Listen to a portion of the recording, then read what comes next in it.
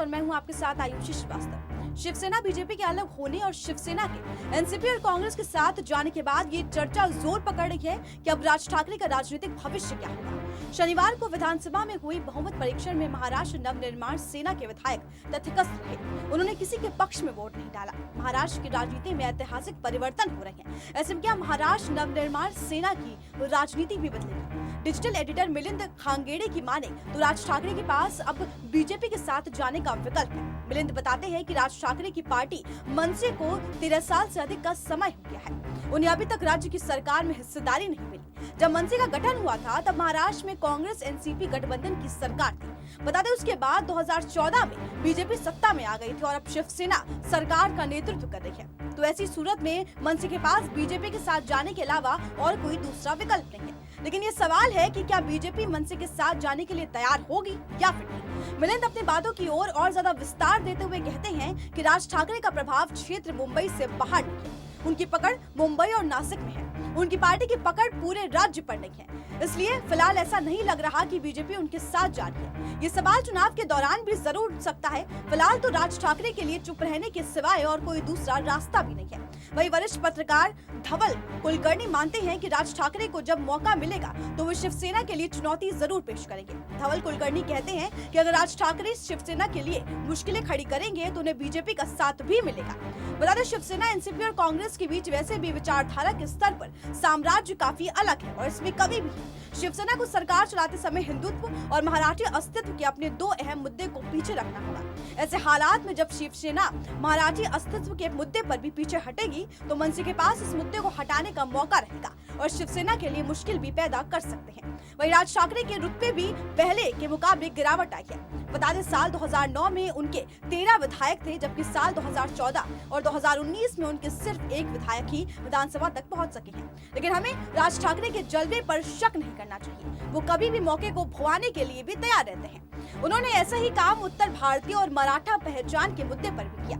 क्या पता आने वाले 5 सालों में हमें दोबारा पुराने वाले राज ठाकरे देखने को मिले। अगर आज राज ठाकरे को राज्य की राजनीति में और रणनीति में अपनी छाप छोड़नी है तो उन्हें काम की जरूरत पड़ेगी। ऐसा मानना है कि वरिष्ठ पत्रकार विजय छेमारी को वो कहते हैं कि महाराष्ट्र की संसदीय राजनीति में राज ठाकरे की कोई जगह नहीं है, क्योंकि उनकी पार्टी में से सिर्फ एक ही विधायक है। मौजूदा हालात में वो किसी का साथ दे उसका कोई मतलब नहीं है। तो अगर राज ठाकरे को राज्य की राजनीति में खुद को जिंदा रखना है तो उन्हें काम करना होगा, जो उन्होंने अभी तक नहीं किया।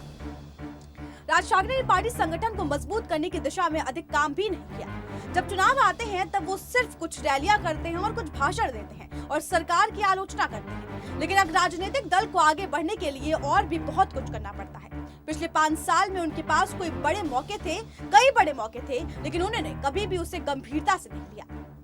समसामयिक राजनीति में उनका स्थान ऐसा हो गया है जैसे वो या तो सिर्फ उन्हीं मुद्दे पर बोलेंगे जिन्हें उनकी चिंता है, या फिर जब उनके कार्यकर्ता किसी विरोध में हिस्सा लें तब वो बोलेंगे। राज ठाकरे शिवाजी मैदान में आयोजित हुए उद्धव ठाकरे के शपथ ग्रहण समारोह में भी शामिल हुए थे। लेकिन इसके साथ ही राज ठाकरे और उद्धव दोनों ही शरद पवार के करीबी बताए जाते हैं। ऐसे में इस बात की चर्चा भी गर्म है कि क्या दोनों भाई एक बार फिर साथ मिलकर काम कर सकेंगे। हालांकि वरिष्ठ पत्रकार अभिजीत ब्रह्मांडकर इन अटकलों को खारिज करते हुए कहते हैं कि परिवार के साथ खड़ा होने और राजनीतिक कदम उठाना, इन दोनों में बड़ा फर्क होता है। कुछ दिन पहले जब ये घोषणा हुई थी कि वर्ली से आदित्य ठाकरे चुनाव लड़ेंगे तो राज ठाकरे ने वहां से मनसे का उम्मीदवार क्यों नहीं उतारा। वो इस बात को हवा नहीं देना चाहते थे और राज ठाकरे ने जानबूझकर ठाकरे परिवार के सदस्य के खिलाफ उम्मीदवार खड़ा कर दिया।